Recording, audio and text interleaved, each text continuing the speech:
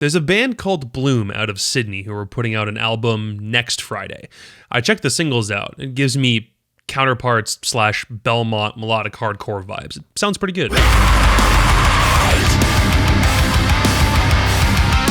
But come to find out, it's their debut album. A band with 50K plus listeners on Spotify who sound this put together, like they know what kind of sound they're going for, and they're just now getting around to putting out an album after about 7-ish years of being a band. To be fair, that's not an uncommon story. Bands putting out an EP or two before putting out a full LP is super normal. But with Bloom, it did take me a bit by surprise because they sounded really good right out the box. And then it got me thinking, what other bands had really good, super strong, mature sounding debut records? Can you believe that our time ends now? I'm like bewitched by this album. It's earned its spot in my internal all-time classics list. It's just nuts how good it is. It was my number 2 album of 2019, just behind Periphery 4 and just above Alien by Northlane. Like, it came into a year that was stacked with fantastic releases and absolutely made the most of Thornhill's debut. It's haunting, entrancing, charming, and unsettling all at the same time. You can cut through its layers of vocal and guitar reverb like a cake. Jacob's vocal range is fantastic and his screams sound demonic, and the guitar tone is one you have to like stack 3 instances of neural DSP plugins on top of one another to even get close to replicating. It's a very unique sound and the sort of thing that makes me want to listen to the whole album over again after hearing just one song. Like, not only are the instrumentals chock full of cool shit, but go listen to the isolated vocal mix. Just that by itself can already transport you to a different planet, and there's no way that a band would ever voluntarily release this for free if they didn't also know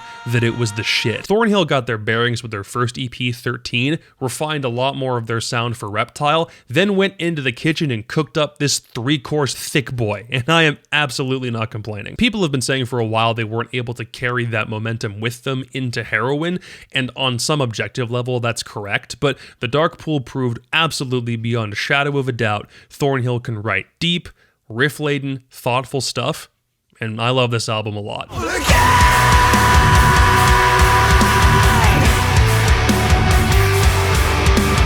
You want to know how I found these guys way back when? A K-Mac recommendation.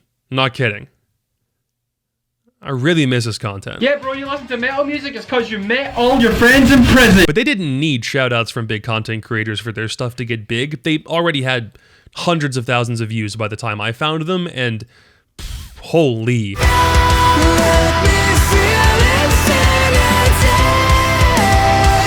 How Fleeting, How Fragile takes prog, gent, jazz, and pop, sticks some cinematic strings and piano in the middle, and mixes all of it up to sound as meticulously perfect as possible. That sort of perfect mix might not be for everyone, but I feel like this album goes right up to the limit of how much is too much and doesn't get too grandiose for its own good, because there is a lot packed into it. How Fleeting, How Fragile is what I imagine floating on a cloud feels like. It's got a very euphoric vibe from start to finish, which might be the chord progressions don't get very spooky, or the ambient and epic layers underneath everything, or, you know, probably both actually. And honestly, I'm very here for it. I think it's great. It's all very densely packaged, and it's about 90% clean vocals, except for the one time Matteo from Novelist shows up on a track. Please come back to Novelist, dear God, I beg you. But the place that this band sits in just frustrates me. There was no EP or previous project before this album came out, then they had a vocalist change and dropped 2 tracks, then disappeared for 3 years, came back with another vocalist, dropped 4 more songs, and then disappeared again. I mean, it looked like they were building to a new album. Like, the singles were spaced out far apart from one another, they had music videos going, and then suddenly they'd go completely dormant. Their singer doesn't even have Time the Evaluator in his bio anymore, and there's not a physical release of any of those songs, or hell, even an update since that last single came out, which means the only complete Time the Evaluator experience ever is this album from 2018. And it's a good album, but I'm mad because it's been 6 years. So if this is their only album, told you we were going to have a hard time following up Thornhill.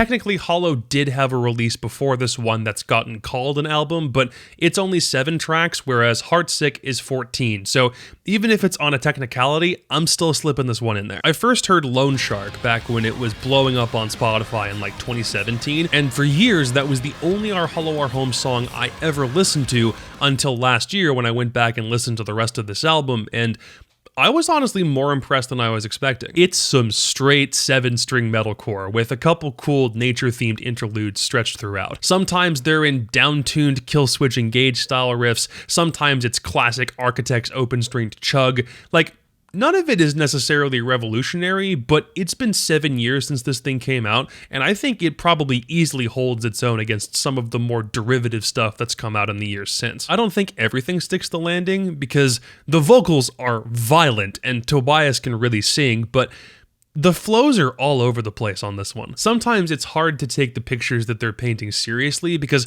whatever vocal they'll have on at certain moments almost feels like it disregards the rhythm of the instrumentation, and that definitely threw me off at several points on first listen. But it has grown on me a little bit more as time goes on, so I'm a little less bugged by it now. The thing is, I didn't really click much with the 2 records they released after Hartsick, and now that the band is 4/5 different, it does make me wonder how much of the existing Hollow sound they're going to channel, or if they're going to head in a totally different direction.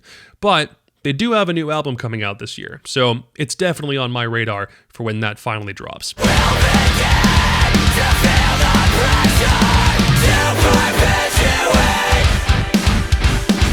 Blue Shift is a progressive metal outfit from Huntsville, Alabama, who put out an album literally right as the pandemic started to hit. None of their songs have any more than 90,000 views on Dreambound, and they've been a bit dormant since, but I'm glad the one album we got so far is as cool as this one is. If you didn't know, Huntsville, the city, has been massively influential in the development of space exploration and technology. So, the name of the band, the album, and most of the tracks are all astronomy themed, and the music itself sounds like Era's Drift took a journey through the cosmos on a satellite. I'm not even kidding. It's psychedelic, it's groovy, it has some very well placed piano to complement the guitar compositions, and even when there's breakdowns, everything is still written in a way I can really only describe as space rock. It's prog only in how complex some of its riffs can get. It's very much a metalcore album in choruses and composition with a whole lot of reverb that makes you want to get out there and explore. Voyager was my number 3 album of 2020, and I gave it more playtime than the Polaris, Like Moths to Flames, and Currents records that came out that year. I gave this thing a ton of my time. I was even fortuitous enough to get in on the only vinyl drop they ever did. Only 100 copies of this thing were ever pressed,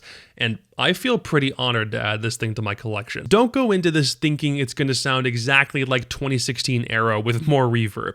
Don't let the vocals throw you off if maybe it's not exactly your speed. Blue Shift struck gold with this album, and hardly anybody knows about it. And if COVID really did kill this band's chance of truly getting off the ground, then the least that we can do is appreciate what they gave us, because it's here and it's really good.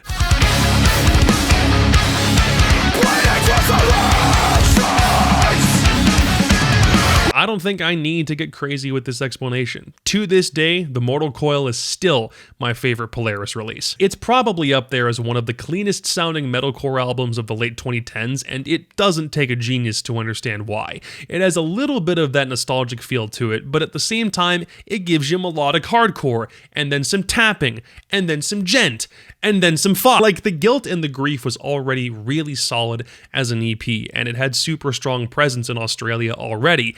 And then the Mortal Coil comes out, keeps expanding on that sound, and gives The Remedy a couple tens of millions of plays on Spotify. The growth is crazy, but with this album is just proof that everybody in 2017 was in lockstep with one another and knew exactly what they wanted to do sonically. Polaris absolutely kept that train rolling with The Death of Me and Fatalism, but there's something about the way everything came together on this record that keeps it just a little bit above the rest in my eyes. I just hope this doesn't turn into a case of their magnum opus being the thing that they opened with, because That's a curse I wouldn't wish on anybody, to try to be consistently following up your old work. That's not fun if true. Anyway, I'm not saying that Bloom needs to hope that their debut record is as good as any of the 5 that I've mentioned here.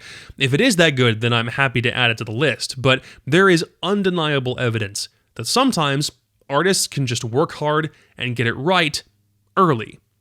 Sometimes it just happens like that. Also, just to clarify, if it wasn't obvious, this is not a ranking of my favorite debut albums of all time or anything. It's just 5 I happen to like. So if you have ones that you like, feel free to put them in the comments or whatever, because I don't care.